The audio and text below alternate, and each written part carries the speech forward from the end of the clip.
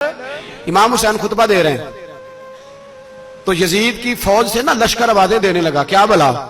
کہنے لگے حسین جلدی کرو، یا بیعت کرو یا جنگ کرو، دیر نہ کرو، ہمارا جمعہ لیٹ ہو رہا ہے۔ بلے ہو نمازیو، ہمارا جمعہ لیٹ ہو رہا ہے۔ جمعہ حسین کو شہید کریں گے، گردن کاٹیں گے، پھر جمعہ پڑھیں گے، نماز پڑھیں گے اور نماز میں کہیں گے اللہم صلی علی محمد وعلی، یہ نمازی ہیں۔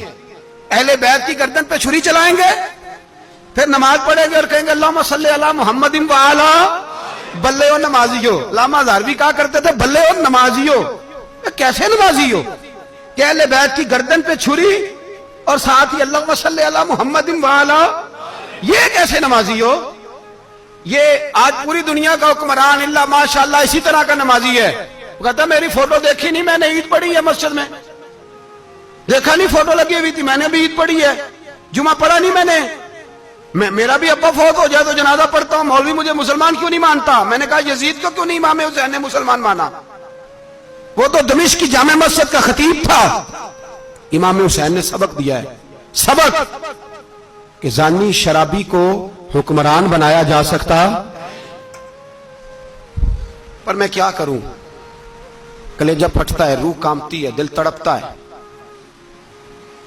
مجھے ایسے لگتا ہے کہ جب میری ملت کا جوان اپنے موبائل پہ مجرا دیکھتا ہے نا، گندا مجرا، تو مجھے لگتا ہے 6 مہینے کا حضرت علی اصغر کا مزار کانپنے لگتا ہے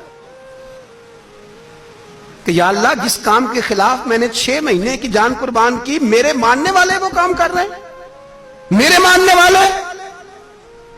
اور جب مہندی کی رسم پہ شراب کی بوتلیں چلتی ہیں اور حاجی صاحب کہتے ہیں مجھے نہیں پتا منڈے کنڈے کیا کر رہے تھے، تو مجھے لگتا ہے حضرت عباس کے کٹے ہوئے بازوؤں میں پھر سے درد شروع ہو جاتا ہے، اور وہ کہتے ہیں میں نے جس کام کے خلاف بازو کٹوا دیے، میرے ماننے والے وہ کام کر رہے ہیں۔ اور جب بدکاروں بے حیاؤں کے نعرے لگاتی ہے قوم، تو پھر جنگل سے صدا آتی ہے امام حسین کی۔ پھر حسین کہتے ہیں کہ نہیں، ابھی کربلا ختم تو نہیں ہوئی، حسین ابھی کربلا میں، حسین ابھی بھی جب اور یہ میں سب کی بات کر رہا ہوں، پاکستانیوں کی نہیں، صرف سارے حکمران، بہت سارے جو اسلام کا دعویٰ کرتے ہیں، وہ جب جہاز سے اتر کے دوسرے ملک میں جاتے ہیں تو جبے کے نیچے سے پینٹیں نکال لیتے ہیں۔ انہوں نے بھی مذہب کو رنگ دار بنا لیا ہے، کبھی رنگ اور ہوتا ہے کبھی اور ہوتا ہے۔ خدا را امام حسین کو تڑپاؤ نہ، خدا را شرابیوں کو ووٹ دے کے، ظالموں کو ووٹ دے کے، اور یہ سارے ہی ایسے، میں کسی ایک کی بس، سارے ہی ایسے۔ یزید نے بھی کتا رکھا ہوا تھا، اس کے بھی ساتھ سویا کرتا تھا، آپ کے بھی کئی سیاستدانوں نے پالے ہوئے، یہ سارے تماشے کرنے والے، جانوروں کی لڑائی دیکھنا بھی حرام اور کرانا بھی، یہ سارے ایک ہی رستے میں، یہ سارے ایاک نعبد و ایاک نستعین، کوئی ایک آیت پڑھ لیتا ہے، اس کے بعد ڈھول بجانے، عورتوں کے ناچ کرانے شروع کر دیتا ہے۔ یہ ایاک نعبد و ایاک نستعین کا ترجمہ ہے، تماشا بنایا ہوا ہے۔ اور وہ جن کا بڑا دعویٰ ہے کہ ہم نے بڑی مسجدیں بنائی ہیں، اتنی رسوائی کے بعد بھی انہیں شرم نہیں آئی کہ کتنے رسوا ہو گئے۔ ابھی خیال کریں، ہمارے ملک میں تو ایسے ٹاؤن بنے ہوئے ہیں جنہوں نے سب سے بڑی مسجد بھی لاہور میں بنا دی، اور کچھ دنوں کے بعد انہوں نے کہا جشن بہاراں بھی بناؤ، پتنگ بازی بھی کرو، سارے کام ہی کرو، راضی رہے رحمان بھی، خوش رہے شیطان بھی، معاذ اللہ۔ امام حسین نے اس سوچ کے خلاف جہاد کیا ہے، فرمایا نا لا الہ الا، دوسرے کی گنجائش ہے نا، شرابی کی گنجائش ہے، اس لیے کہ لا الہ الا، مسجد ہوگی تو پھر کلب نہیں ہوگا، لا الہ الا اللہ، اگر اللہ کا نام ہوگا تو پھر بدکار بے حیا کی گنجائش ہے، اس لیے کہ لا الہ الا اللہ، وحدہ لا شریک، دین میں کسی گند کی گنجائش ہے ہی نہیں۔ یہ فکر ہے امام حسین، یہ سوچ ہے۔ ہمارا حکمران کہتا ہے مولوی صاحب نماز پڑھنے سے کس نے روکا ہے، سارا دن پڑھو، ہم بھی مسجد بنا کے دیتے ہیں، ہماری طرف سے 5 کلے زمین میں بناؤ، ہمیں نہ چھیڑو، شراب کباب بند نہ کراؤ۔ آپ دیکھ لیں دبئی کے اندر کیا ہو رہا ہے، شیخ زید اسلامک سینٹر بنا، اتنی بڑی مسجد دیکھنے کو دل کرتا ہے، لیکن چند کلومیٹر پہ کلب بھی بنا ہوا ہے، سارے تماشے۔ بس امام حسین نے کہا ہے کہ مسجدیں بنے گی، کلب نہیں بنیں گے۔ یزید کہتا تھا مسجد بھی بناؤ اور شراب خانہ بھی بناؤ، امام حسین نے فرمایا نہ، شراب خانہ نہیں بننے دوں گا۔ اس نے کہا ٹھیک ہے، نماز کے وقت نماز اور صبح یہ، فرمایا نا لا الہ اور کس طرح کا امام حسین نے؟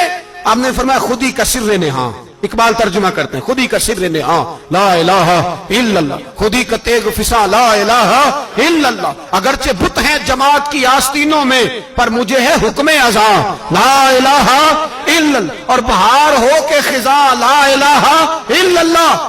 اور پھر بول پڑے اقبال اور کہنے لگے اگر یہ دور اپنے ابراہیم کی تلاش میں ہے، یہ دور اپنے ابراہیم کی تلاش میں، کیونکہ صنم کدا ہے جہاں لا الہ الا اللہ، اور اس کا ترجمہ انہوں نے کہا تھا نا یہ دور اپنے ابراہیم کی۔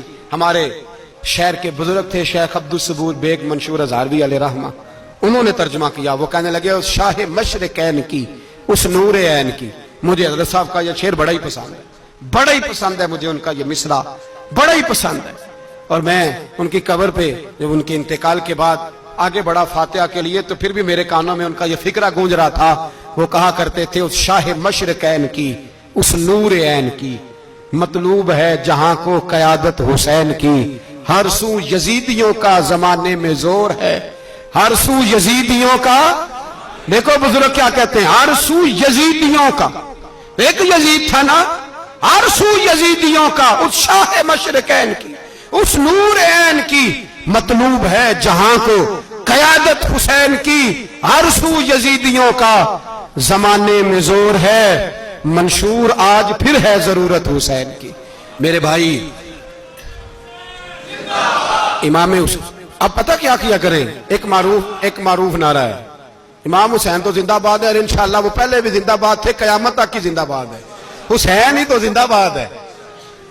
آپ کو سچی بات بتاؤں، حسین ہی تو، اور قیامت میں جب کسی نے اٹھنا ہوگا نا، اٹھنا، آپ یقین کریں جب کمر جھکنے لگتی ہے امام حسین کا نام سامنے آ جائے تو سیدھی کھڑی ہو جاتی ہے۔ حسین تو علامت ہے کھڑے ہونے کی، اور دنیا میں قتیل اس سا منافق نہیں کوئی جو ظلم تو سہتا ہے بغاوت نہیں کرتا۔ یہ امام حسین نے ہمیں بتلایا ہے کہ وہ منافق بے ایمان ہے جو ظلم سہے اور چپ کرے، یزیدی کے خلاف کھڑا نہ ہو۔ اس لیے ہم کہتے ہیں ہم سے نہ رقم ہوں گے قصیدے یزید کے، ہم لوگ تو حسین کے سیرت نگار ہیں۔ یہ کیسے زندہ باد، یہ نعرہ ضروری ہے، مردہ آباد، اس نعرے کی ضرورت ہے، اس نعرے کی۔ حسین تو زندہ باد ہے لیکن حسینیت زندہ باد، اور مردہ آباد کیا ہے؟ اس لیے کہ یزیدیت بھی مری نہیں، یزید مرا پر یزیدیت وہ سسکتی ہے، دم توڑتی ہے، پر کسی نہ کسی رنگ میں، کسی نہ کسی کی شکل میں اٹھ کھڑی ہوتی ہے۔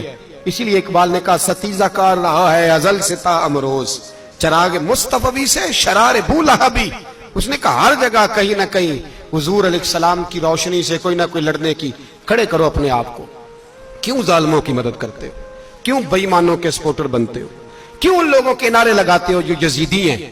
حسینی بنو، حسینی بن کے زندہ رہو، کوئی کھا نہیں جائے گا، کوئی کھا نہیں جائے گا۔ یزید مر جایا کرتے ہیں اور حسینیت آج بھی زندہ ہے اور قیامت تک زندہ رہے گی۔ جو شرابی ہے، زانی ہے، بدکار ہے، اگر تو آپ کی تبلیغ پہ باز آ جائے تو ٹھیک، ورنہ آپ کا اس کے ساتھ دوستانہ رکھنا بھی حرام ہے۔ کیا فتویٰ دیا میں نے؟ حرام ہے، حرام۔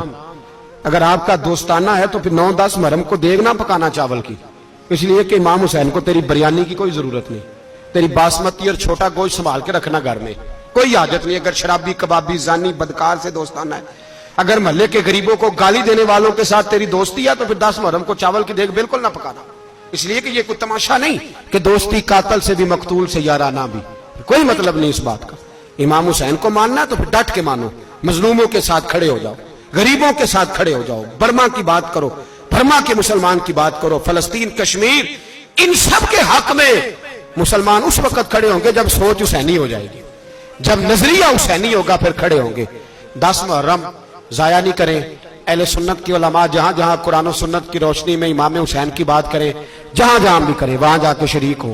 ہم بھی ہر سال بیٹھتے ہیں امام حسین کی یاد منانے، اور اس طرح بیٹھتے ہیں کہ حسین ہمارا ہے، حسین ہے، اور انسان کو بیدار تو ہو لینے دو، ہر شخص پکارے گا ہمارے ہیں اسے۔ اللہ ہمیں امام حسین کی سوچ عطا فرمائے۔ 10 محرم عشاء کے بعد 10:30 بجے تک آپ حضرات تشریف لائیں۔ آخر دعوانا ان الحمدللہ۔